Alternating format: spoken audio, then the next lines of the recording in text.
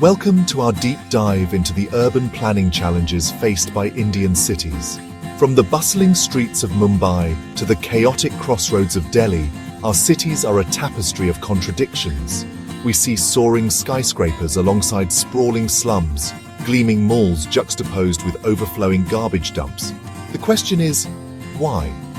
Today we'll explore the historical, economic and practical factors contributing to the chaotic urban environments in many parts of India. Are we as a nation failing our cities? Are we sacrificing long-term vision for short-term gains? We will dissect these critical questions and demand accountability. India is witnessing an unprecedented wave of urbanization. Every day, thousands migrate from villages to cities in search of a better life. But are our cities equipped to handle this massive influx? The answer is a resounding no. Our existing infrastructure is crumbling under the weight of this relentless migration. Roads are clogged, public transport is bursting at the seams, and essential services are stretched thin. The sheer scale of this urban tsunami has overwhelmed our city planners, leaving them scrambling for solutions. We need bold, decisive action, not band-aid solutions. We need to ask the tough questions and hold the authorities accountable. Demand better for our cities, for our people. To understand the urban planning nightmare we face today, we need to turn back the clock to the days of the British Raj. Many of our major cities like Delhi, Mumbai and Kolkata were shaped by colonial rule and not for the benefit of the common Indian. The British built for their own needs, for their own convenience. They carved out sprawling bungalows and grand avenues for themselves, while neglecting the needs of the native population. This colonial legacy of ad hoc growth continues to haunt us to this day. Even after independence, we failed to break free from this haphazard approach. The result? The chaotic, unplanned urban sprawl that we see all around us. India is on track to become the world's most populous nation. While this demographic dividend is often touted as our strength, it also presents us with an unprecedented challenge, especially in our cities. Every year, millions are added to our urban population, putting immense strain on already overburdened infrastructure and resources. This population explosion is like a ticking time bomb, threatening to blow apart the fragile fabric of our urban spaces. We need to invest in family planning initiatives, promote education, and create economic opportunities in rural areas to stem the tide of migration to our cities. This is about empowering people and ensuring a sustainable future for generations to come. Chapter 4. The Money Trail. Who will fund India's urban renewal? Let's talk about the elephant in the room: money. Comprehensive urban planning requires massive investment, something that many Indian cities simply cannot afford. Municipal corporations are cash-strapped, struggling to even provide basic services, let alone embark on ambitious urban renewal projects. We need to explore innovative financing models, such as public-private partnerships, land value capture, and municipal bonds. This is not an expense. It's an investment in our future, an investment we cannot afford to ignore. Chapter 5.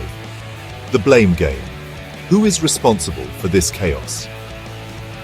Urban planning in India is a complex web of overlapping jurisdictions and competing interests. Multiple agencies, from municipal corporations to development authorities, are responsible for different aspects of urban development, often working at cross purposes. This lack of coordination and communication leads to chaos and confusion. We need to break down these silos, streamline the approval process, and create a single window system for all urban development projects. Chapter 6. Land Grab. The battle for India's urban future. Land is at the heart of India's urban planning crisis. Acquiring land for infrastructure projects is a bureaucratic nightmare, often mired in legal disputes and protests. We need to find a balance between the rights of landowners and the need for development. This is not just about building roads and bridges, it's about building a better future for our cities and our nation.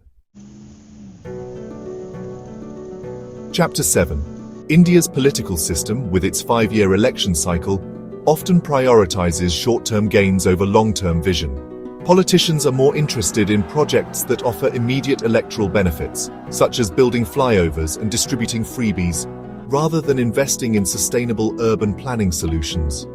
We need to move beyond this vote bank politics and adopt a more holistic and long-term approach to urban planning. The future of our cities, the future of our nation, depends on it. Chapter 8: Slumdog Cities, the other face of urban India. While gleaming skyscrapers may dominate our skylines, we cannot ignore the harsh reality of urban India, the slums. Millions live in these overcrowded, unsanitary conditions, lacking access to basic amenities like clean water, sanitation, and healthcare. We need to go beyond simply demolishing slums and instead focus on in-situ rehabilitation, providing residents with improved living conditions and opportunities for upward mobility. Chapter 9: The Growth Trap. Can India build cities that are both prosperous and sustainable? India is often hailed as the next economic superpower, but this economic growth has come at a cost, particularly in our cities. We have prioritized rapid development over sustainability, sacrificing our environment and quality of life for the sake of GDP growth.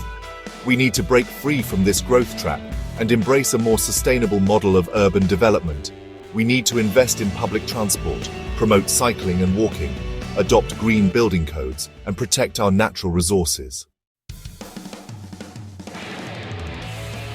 Chapter 10: The Nexus of Power. Exposing the real estate mafia. We cannot talk about urban planning in India without addressing the elephant in the room, the powerful real estate lobby. Politicians, bureaucrats, and builders are often hand in glove, flouting regulations and sacrificing the interests of the common man for personal gain. We need to break this nexus, bring transparency to the real estate sector, and ensure that development benefits all, not just a select few. It's time to expose the real estate mafia and hold them accountable for their actions. Metro: the way forward, reclaiming our cities. While some cities like Chandigarh, Bhubaneswar, and Navi Mumbai are examples of planned urban development, they are exceptions rather than the rule. The reality is that most Indian cities are grappling with a multitude of urban planning challenges. Efforts like the Smart Cities Mission and AMRUT are steps in the right direction, but much more needs to be done. We need a paradigm shift in our approach to urban planning, one that prioritizes sustainability, inclusivity, and the well-being of our citizens. The nation wants to know, will we let our cities descend into chaos, or will we rise to the challenge and create urban spaces that are truly worthy of our nation?